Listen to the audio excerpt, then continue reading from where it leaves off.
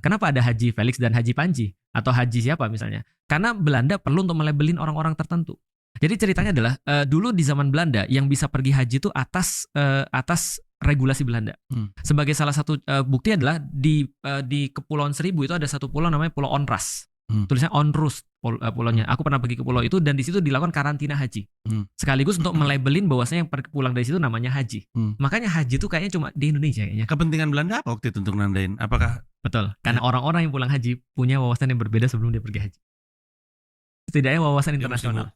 Betul, dia mesti ngukur. Karena bagaimana Mas coba orang ngelihat ada sebanyak itu orang ngumpul dan mereka nggak punya perbedaan kecuali apa yang Allah minta mereka untuk beda dan semuanya sama karena Allah minta mereka untuk sama. Mereka jadi punya kekuatan dong.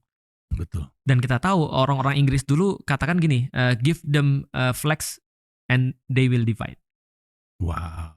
Tapi ketika melihat Islam bersatu, itu kan ngeri Mas. Aku kemarin ada satu konten yang aku lihat UAE sama Qatar itu sebenarnya dulunya gabung, diputus sama Inggris. Supaya mereka nggak bisa komunikasi. Nah jadi artinya divide and impera itu kan sebuah strategi ya, divide and conquer. Nah pertama harus divide dulu. Nah kalau mereka misalnya ngelihat mereka bisa bersatu kayak seperti itu, kira-kira mereka mikir nggak sih kenapa kita sekarang harus berpisah-pisah? Nah itu idenya luar biasa tuh. Makanya